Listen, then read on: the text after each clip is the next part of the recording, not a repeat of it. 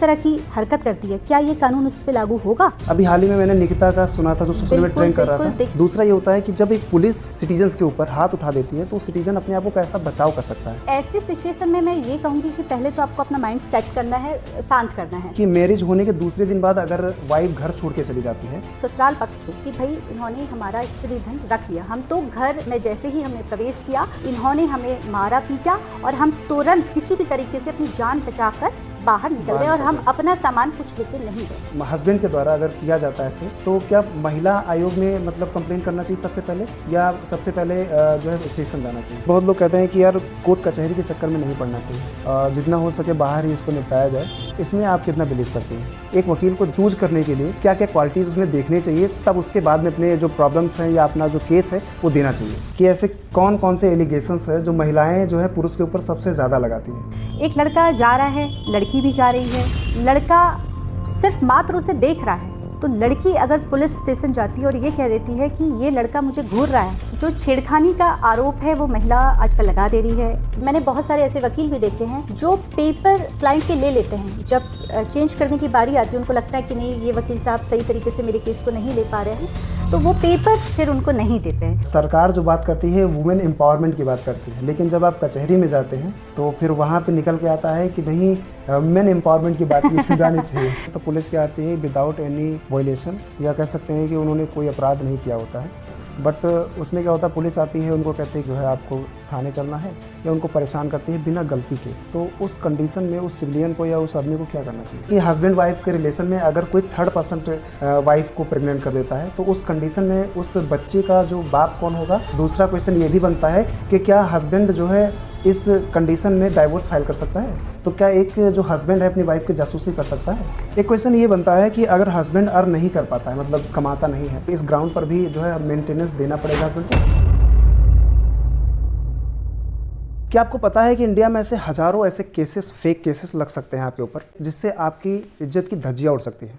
और ऐसे हज़ारों एग्जाम्पल आप सोशल मीडिया पर देखते रहते होंगे या लोगों से सुनते रहते होंगे कि फेक केसेस से लोगों की ज़िंदगियाँ बर्बाद हो जाती हैं। हम उन फेक केसेस से और इन सिचुएशन से कैसे बच सकते हैं, और क्या ऐसा हो सकता है कि लोग बिना कोर्ट जाए या बिना ऐसे डिस्प्यूट्स के बच सकते हैं लोग, उसके बारे में हम आज चर्चा करने वाले हैं।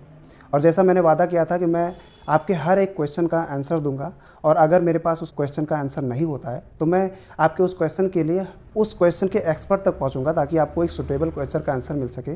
तो आज मेरे साथ हैं स्मिता सिंह परिहार जी, जो कि हमारे बीच में हैं, और इन्हीं से आपके लिए वो सारे क्वेश्चन मैं पूछने वाला हूँ जो मैं देखता हूँ कि आए दिन सोशल मीडिया पे लोग क्वेश्चन करते रहते हैं। तो सबसे पहले मैम बहुत बहुत स्वागत है आपका।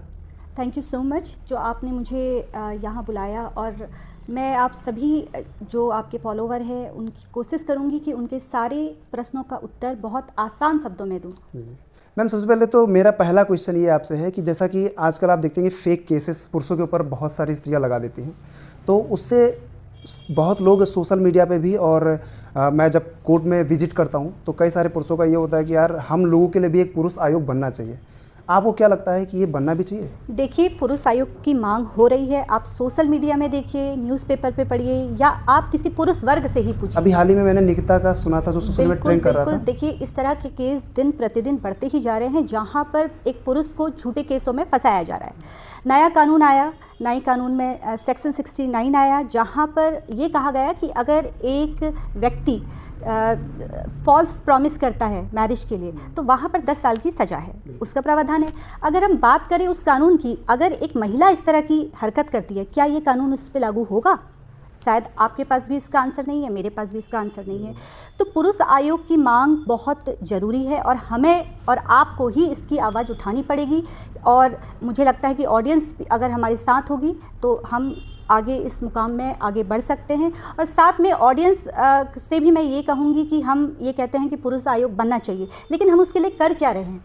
आप इलेक्शन कराते हैं, बिल्कुल आप इलेक्शन करवाते हैं, जब वोटिंग का टाइम आता है तब आप पहले ये मांग रखिए ना। आप पानी, बिजली, घर, नालियाँ सब की बात करते हैं, लेकिन पुरुष आयोग की मांग कोई नहीं करता, क्योंकि कानून आप या मैं तो बनाएंगे नहीं, ये हमारे संसद में बैठे हुए कुछ नेता बनाएंगे, तो इसकी पहल जनता के द्वारा ही होनी चाहिए। बिल्कुल, मुझे ऐसा लगता है। जैसा कि अभी हाल ही में बहुत सारे ऐसे केसेस हैं जिसमें पुरुष अपने आप को जो है खुदकुशी कर रहे हैं, तो अब वो समय आ चुका है कि इस पर अब मांग तेज़ी से उठना चाहिए।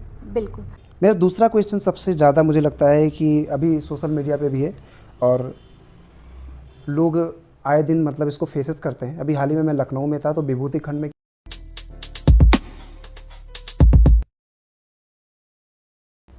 देखिए, कोर्ट कचहरी डिपेंड करता है कि केस कैसा है। अगर आप बात करें मर्डर की केस की, तो वो बाहर तो नहीं निपटाया जा सकता, उसके लिए तो आपको कोर्ट कचहरी आना पड़ेगा। अब अगर बात की जाए फैमिली केसेस की, तो वो हो सके तो आप उसे बाहर ही समझौता करने की कोशिश कीजिए और उसमें भी हस्बैंड वाइफ ही समझौता करें तो बेटर है।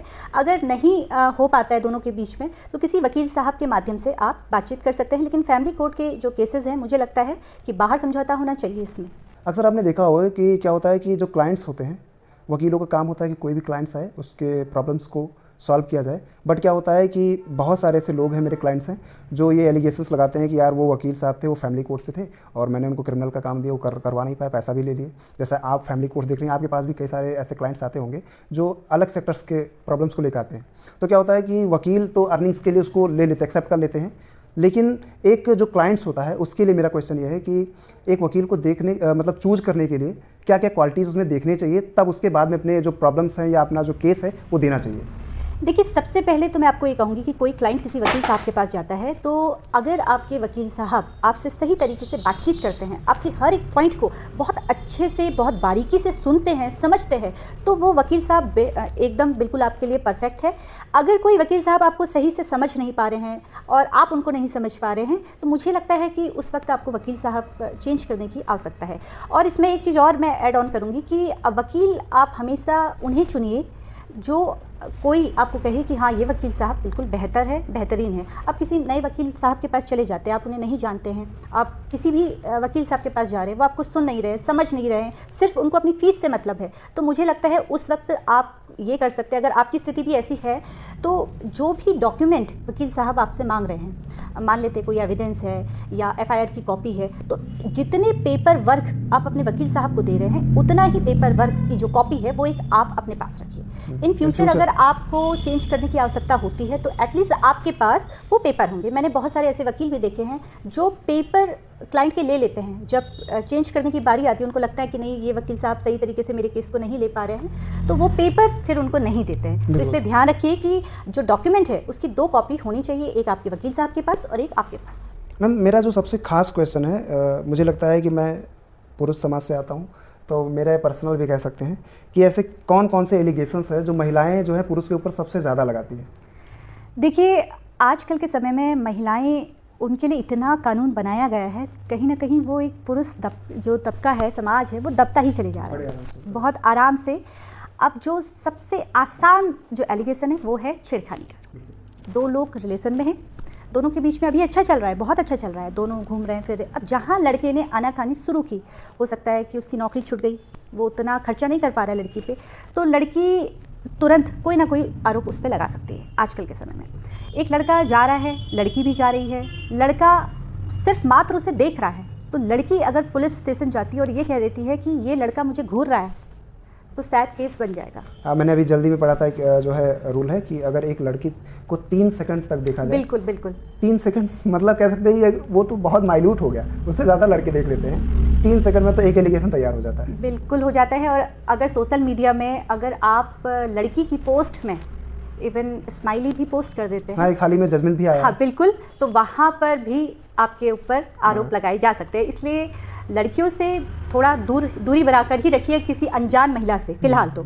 और जो छेड़खानी का आरोप है वो महिला आजकल लगा दे रही है, ये ज़्यादातर मैं देखती हूँ जो कार्यस्थल है वहाँ पर प्रमोशन के लिए या किसी से बैर है एक दूसरे से, तो वहाँ पर भी लड़कियाँ इस तरह से कदम उठा लेती हैं। अच्छा, स्ट्रॉन्ग ऐसे कौन कौन से एलिगेशन है, बस नंबर वाइज आप थोड़े डिटेल? देखिए, छेड़खानी का आरोप लगा सकती है, रेप का आरोप लगा सकती है। रेप अगर हमारे साथ होगी तो हम आगे इस मुकाम में आगे बढ़ सकते हैं। और साथ में ऑडियंस से भी मैं ये कहूँगी कि हम ये कहते हैं कि पुरुष आयोग बनना चाहिए, लेकिन हम उसके लिए कर क्या रहे हैं? आप इलेक्शन कराते हैं, बिल्कुल आप इलेक्शन करवाते हैं, जब वोटिंग का टाइम आता है तब आप पहले ये मांग रखिए ना। आप पानी, बिजली, घर, नालियाँ सबकी बात करते हैं, लेकिन पुरुष आयोग की मांग कोई नहीं करता, क्योंकि कानून आप या मैं तो बनाएंगे नहीं, ये हमारे संसद में बैठे हुए कुछ नेता बनाएंगे, तो इसकी पहल जनता के द्वारा ही होनी चाहिए, मुझे ऐसा लगता है। जैसा कि अभी हाल ही में बहुत सारे ऐसे केसेस हैं जिसमें पुरुष अपने आप को जो है खुदकुशी कर रहे हैं, बिल्कुल। तो अब वो समय आ चुका है कि इस पर अब मांग तेजी से उठना चाहिए। आप देखिए फेक केसेस पुरुषों के ऊपर बहुत सारी स्त्रियां लगा देती हैं,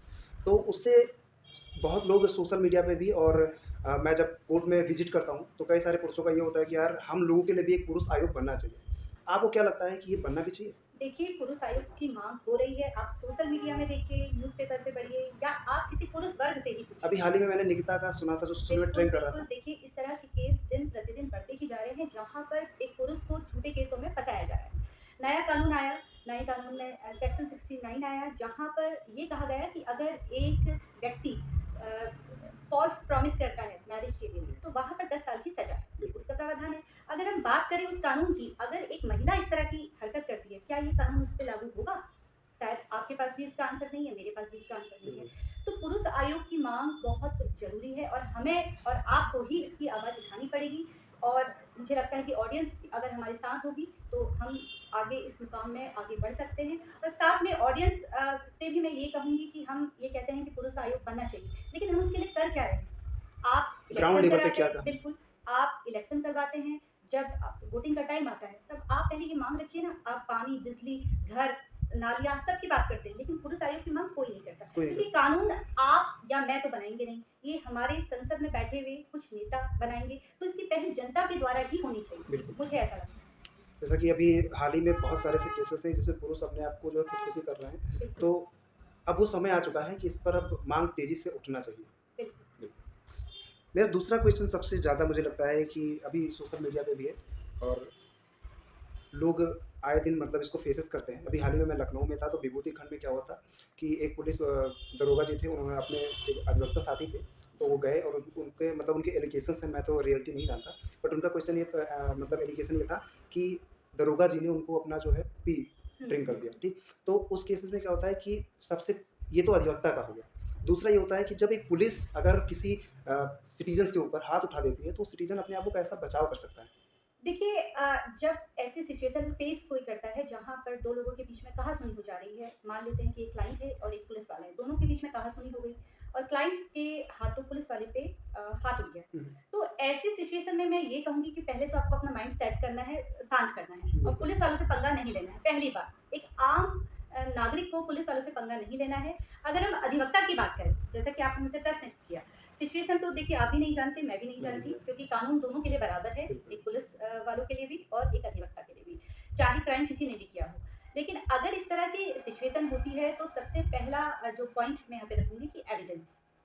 बिना एविडेंस के कुछ कहा नहीं जा सकता। तो क्या मतलब एविडेंस के लिए क्या किया जा सकता है? एविडेंस के लिए देखिए आजकल आपके पास फ़ोन है, अगर अधिवक्ता साथी हैं साथ में तो उनके साथ के जो भी उनके मित्र होंगे उनको अपने फ़ोन का इस्तेमाल करना चाहिए और जिस तरह से पुलिस वाले ने इस तरह की हरकत की है, वो बेहद शर्मनाक है। बिल्कुल। और मैं तो यही कहूँगी कि इसके लिए हमें आवाज़ उठानी चाहिए। इस तरह की घटना अगर अधिवक्ताओं के साथ हो रही है, तो एक आम जनता के साथ क्या होगा? अगर आम जनता के साथ इस तरह की घटना घटित होती है, तो वहाँ पर तुरंत उसे अपना मोबाइल फ़ोन यूज़ करना चाहिए। आस-पास के कैमरे का ध्यान रखना चाहिए कि क्या वहाँ पर कोई कैमरे थे।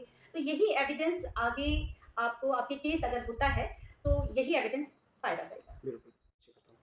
नेक्स्ट क्वेश्चन मेरा ये है कि जो मैं अभी देखता हूँ, एक्चुअली क्या है कि मैं अपने तरफ से हर एक क्वेश्चन का आंसर देता रहता हूँ। बट मुझे ये लगता है कि आप जैसे आपने बताया कि आप सिविल केसेस ज़्यादा देखती हैं, तो फैमिली फैमिली केसेस ज़्यादा देखती हैं हाँ। और उसके बाद में आप सोशल मीडिया से जुड़ी हुई हैं, तो सबसे ज़्यादा जो सोशल मीडिया पे जुड़ा एक क्वेश्चन है, वो ये है कि मैरिज होने के दूसरे दिन बाद अगर वाइफ़ घर छोड़ के चली जाती है, तो क्या होता है कि मेंटेनेंस का क्लेम कर सकती है?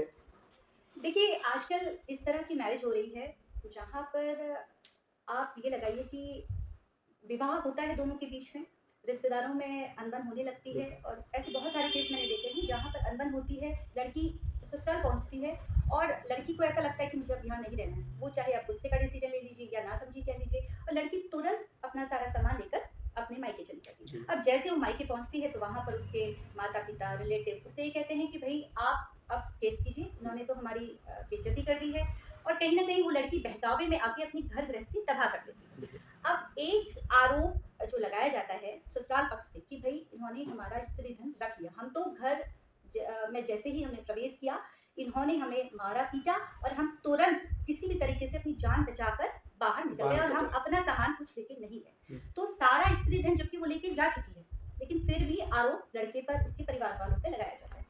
अब इस तरह के जो केसेस होते हैं तो वहाँ पर पहली बात तो मैं ये कहूँगी कि बहू के द्वारा अगर ऐसा कदम उठाया जाता है तो वहाँ पर तुरंत आप पहले तो अपने फ़ोन का इस्तेमाल कीजिए और तुरंत आपको पुलिस स्टेशन जाकर एक कंप्लेंट ज़रूर दर्ज करवानी है, क्योंकि अगर कल के समय में लड़की कुछ आपके ऊपर झूठे आरोप लगाती है तो यही जो आपकी कंप्लेन है, यही जो एविडेंस है आपका बचाव। अच्छा, इसमें एक क्वेश्चन ये भी आता है, कई सारे क्लाइंट्स हुए मेरे जो मतलब मुझसे पूछते हैं, महिलाओं में भी पुरुषों में। तो महिलाओं का क्वेश्चन ये होता है कि अगर पुलिस हस्बैंड के द्वारा अगर किया जाता है ऐसे, तो क्या महिला आयोग में मतलब कंप्लेन करना चाहिए सबसे पहले, या सबसे पहले जो है स्टेशन जाना चाहिए? सबसे देखिए पहले क्या करना चाहिए? देखिए एक केस के ज़रिए आपको समझाने की कोशिश करूँगी आपके फॉलोवर को। देखिए एक घटना घटित हुई थी, लखनऊ का ही मामला था। एक महिला का मेरे पास फ़ोन आया, उन्होंने कहा मेरा पति मारपीट कर रहा है और मुझे किसी ने बोला महिला आयोग में कंप्लेंट दर्ज कर दीजिए, हुँ। और मैंने महिला आयोग में कंप्लेंट दर्ज की। तो वहाँ से ये कहा गया कि आप अपना घर छोड़िए और हमारे पास आइए।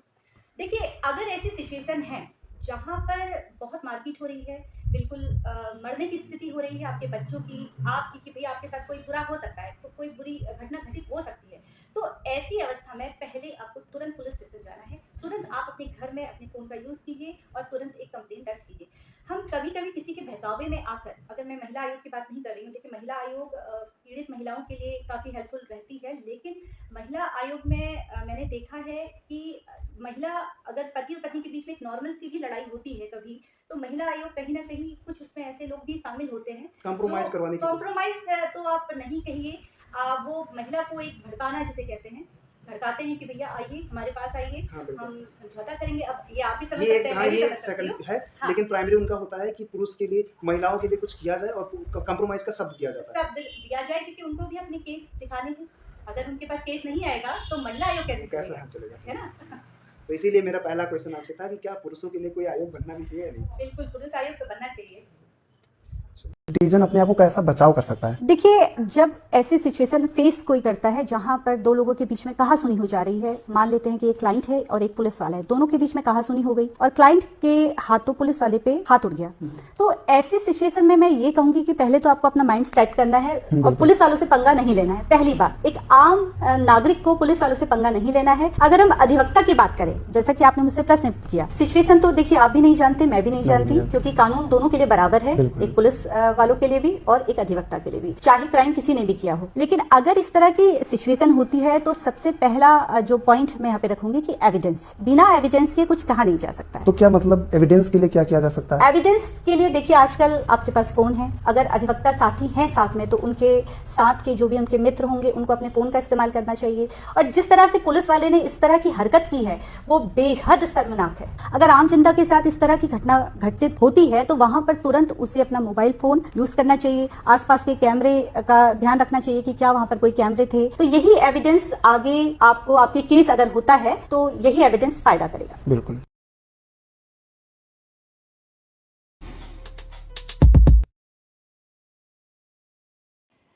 प्रेम विवाह होने के बावजूद पुनः प्रेम हो जाना, एक रिश्ते में बंधने के बाद भी अवैध संबंध बना लेना, अपने बारे में सिर्फ सोचना, सोसाइटी में आज के समय में ऐसे बहुत सारे मामले देखने को मिल रहे हैं जहां पर व्यक्ति प्रेम विवाह में पहले से बंधा हुआ है लेकिन उसको पुनः प्रेम हो जाता है। क्या हम इसे अंधविश्वास का नाम दे सकते हैं, या काले जादू का नाम दे सकते हैं, या नासमझी कह सकते हैं, या व्यक्ति अपनी खुशी के लिए ही ये सारी चीज़ें कर रहा है?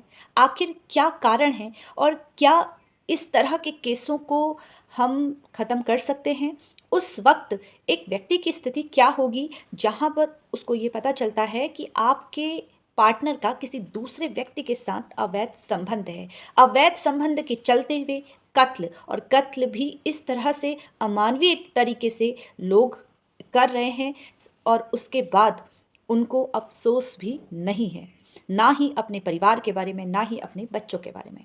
आखिर इस तरह के जो केस आजकल चल रहे हैं हमारी सोसाइटी में, उसमें कानून और अंधविश्वास कहाँ तक इन रिश्तों के लिए सही है, इस तरह के लोगों की मनोवैज्ञानिक स्थिति क्या है, आज इस वीडियो में हम यही बात करेंगे। इसलिए इस वीडियो को आपको अंत तक देखना है और इसमें आपकी क्या राय है कमेंट सेक्शन में अवश्य मुझे बताइएगा।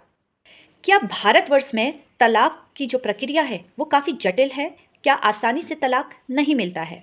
देखिए, जब विवाह संपन्न होता है तो विवाह संपन्न होते वक्त आपके माता पिता, रिश्तेदार शामिल होते हैं।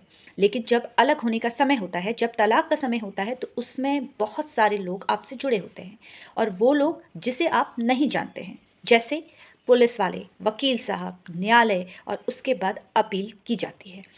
अब ऐसे मामले आसानी से 10 साल भी चल सकते हैं या 10 साल से ज़्यादा भी चल सकते हैं।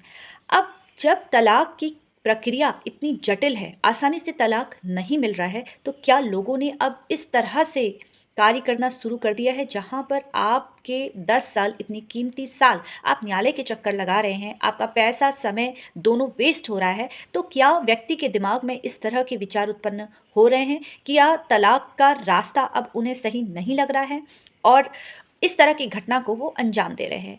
आपने अभी हाल ही में मेरठ मामला सुना होगा, एक ऐसा मामला जिसने पूरे देश को हिलाकर रख दिया है।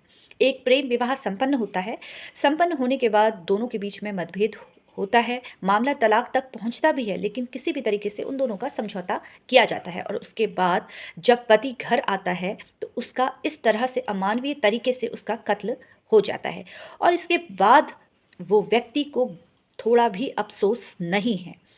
देखिए, इस तरह की घटना से जो मुस्कान है उसका अमानवीय चेहरा नज़र आया, लेकिन इस तरह की घटना आगे घटित ना हो, ऐसी अवस्था में क्या करना चाहिए और इस तरह के केसों को क्या हम अंधविश्वास से जोड़ सकते हैं, काले जादू से जोड़ सकते हैं? क्योंकि इस घटना के बाद एक नई बहस छिड़ी हुई है जहाँ पर ये कहा गया कि ये जो घटना घटित हुई, ये काले जादू टोने की वजह से घटना घटित हुई है।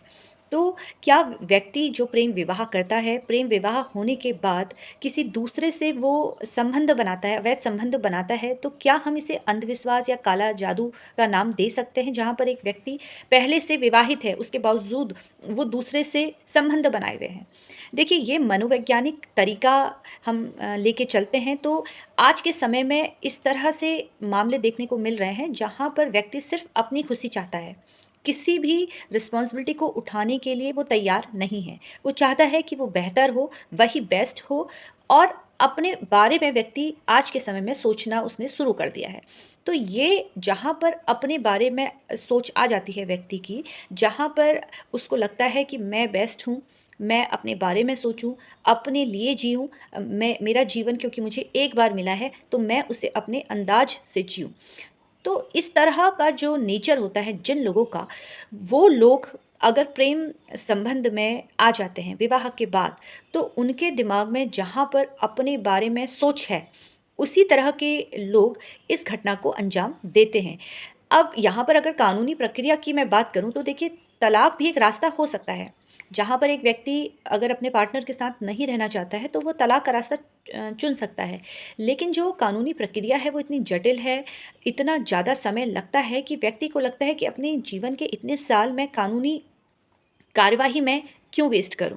तो वो घटना को अंजाम देने की सोचता है, जहाँ पर वो छिपाव की कोशिश करता है, लेकिन वो ये नहीं जानता है कि जो झूठ है, जो अपराध है, वो ज़्यादा दिन तक छिप नहीं सकता है। अब इसका एक पहलू था इस केस का कि जहाँ पर इस केस को अंधविश्वास के साथ भी लोगों ने जोड़ा है, जहाँ पर साहिल के कमरे में अलग अलग तरह से फ़ोटो का मिलना, दीवार पे अलग अलग तरह से भगवान शिव की फ़ोटो का मिलना, कुछ अलग अलग तरह की पेंटिंग वहाँ पर जो रूम में दिखाई गई है, तो क्या हम इसे अंधविश्वास से जोड़ सकते हैं? क्या कानून अंधविश्वास को मानता है? देखिए, जब एक अपराध कारित होता है तो उसके बाद अपराधी अपने आप को बचाने के लिए, जहाँ पर उसको पता है कि मेरे खिलाफ जो एविडेंस है वो मजबूत है, जहाँ पर ये साफ दिख रहा है लोगों को कि हाँ, कत्ल मेरे द्वारा ही किया जा रहा है, तो वहाँ पर उस सज़ा से बचने के लिए कम से कम उसे सज़ा मिले, वहाँ पर इन सारी चीज़ों को अंधविश्वास के साथ जोड़ दिया जाता है।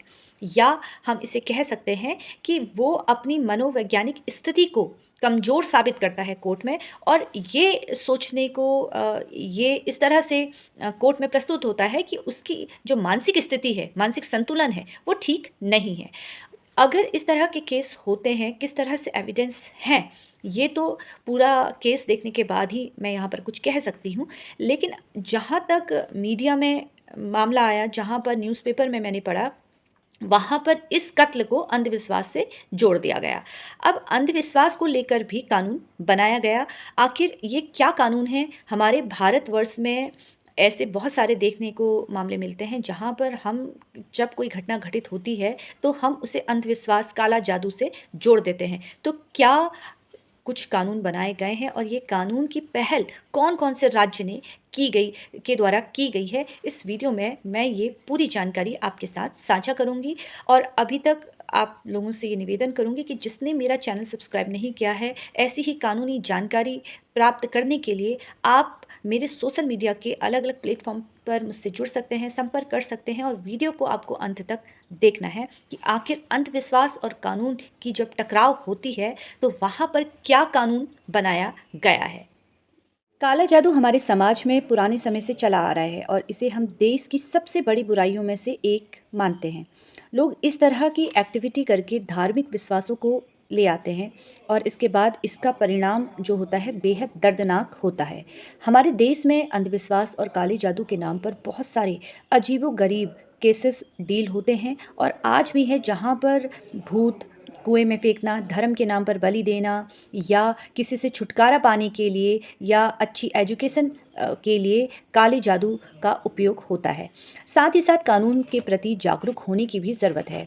देखिए, काले जादू से जुड़े हुए कानून भारत में 4 जनवरी 2020 को एक कानून लाया गया जहां पर ब्लैक मैजिक एक्ट 2017 में सरकार की सहमति के बाद लागू किया गया।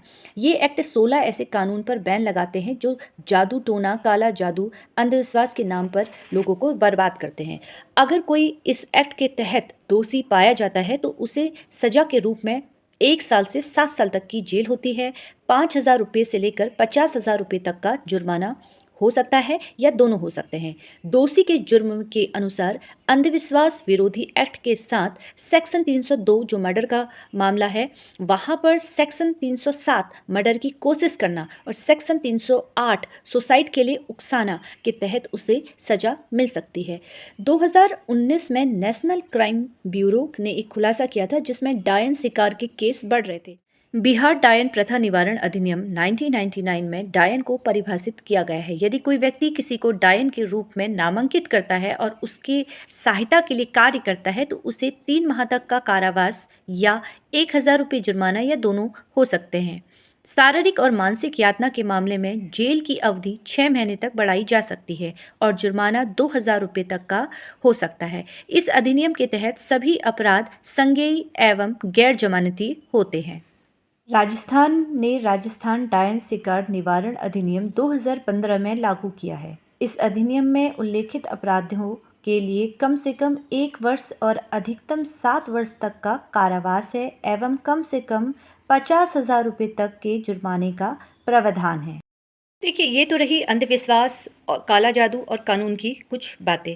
लेकिन अगर ऐसी स्थिति आपके साथ भी हो रही है, पति या पत्नी में से कोई भी एक व्यक्ति अवैध संबंध में रह रहा है, तो वहाँ पर सबसे आसान तरीका है, जब आपको मालूम चलता है कि आपका पार्टनर आपके साथ ना रह के किसी दूसरे व्यक्ति के साथ रहना चाहता है या वो अवैध संबंध में उसका नेचर इस तरह से है कि अब वो सिर्फ गलती उस रिश्ते में आपकी ही मानता है, अपनी गलती वो कभी स्वीकारता नहीं है, तो यही वो टाइम है जब आपको उससे बात करनी है और आपसी सहमति से अलग हो जाना चाहिए। देखिए, जब कोई अपराध कारित होता है तो कई बार हमें दस्तक सुनाई देती है। कई बार ऐसे मामले आते हैं आपके सामने जब आपको ये एहसास होने लगता है कि अब जो व्यक्ति जिसके साथ आप रह रहे हैं वो व्यक्ति वो नहीं है जिससे आपने प्रेम विवाह किया था। ये व्यक्ति वो है जो सिर्फ अपने बारे में सोच रहा है। तो यही वो टाइम है जब आप उससे बात कीजिए और आपसी सहमति से अलग हो जाइए, क्योंकि पति पत्नी के वाद विवाद में जो सबसे ज़्यादा नुकसान होता है वो होता है बच्चों का। तो यहाँ पर कानूनी प्रक्रिया का सहारा लीजिए, आपसी सहमति से आप अलग होइए और अपना अपना जीवन अपने हिसाब से फिर आगे आप चल सकते हैं। जब कोई व्यक्ति आपको समझ नहीं सकता है, जब कोई व्यक्ति ना तो अपने परिवार के लिए चिंतित है, ना ही आपके लिए चिंतित है, तो ऐसे रिश्ते में बंधने का कोई भी फ़ायदा नहीं है।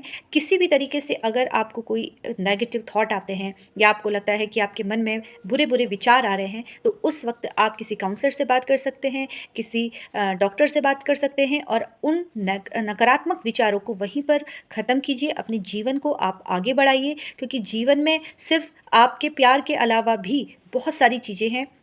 बहुत लोग आपसे जुड़े हुए हैं, आपके माता-पिता आपसे जुड़े हैं, आपके बच्चे आपसे जुड़े हुए हैं। आप उनके लिए जीवन आप जी सकते हैं और गरीबों की मदद कर सकते हैं। हमारा जीवन हमें एक बार मिला है, तो अपने जीवन को सही तरीके से जीना सीखें और किसी ऐसे व्यक्ति के साथ बर्बाद ना करें जो आपकी कद्र ना करता हो। देखिए, ये तो मेरे कुछ विचार थे जो आपके समक्ष मैंने रखे। कुछ कानून था जो मैंने आपको बताने की कोशिश की, और ऐसी ही कानूनी जानकारी प्राप्त करने के लिए सोशल मीडिया के अलग-अलग प्लेटफ़ॉर्म पर आप मुझसे जुड़ सकते हैं। और अगर वीडियो पसंद आए तो इसको लाइक, शेयर करना और कमेंट करना बिल्कुल भी ना भूलें। प्रेम विवाह में बंधने के बाद भी व्यक्ति दूसरे से अवैध संबंध बनाए होते हैं। ऐसे व्यक्तियों के खिलाफ अगर आपको लगता है कि कुछ कमेंट करने चाहिए तो ज़रूर कीजिए, क्योंकि हो सकता है आपके कमेंट करने से ही उनको ये एहसास हो कहीं पर कि हाँ, ये हम गलत कर रहे हैं, क्योंकि हमारा समाज को सुधारने की जिम्मेदारी भी हमारी ही बनती है। फिलहाल ऐसी ही जानकारी प्राप्त करने के लिए आप लोग मुझसे जुड़ते रहिए। धन्यवाद।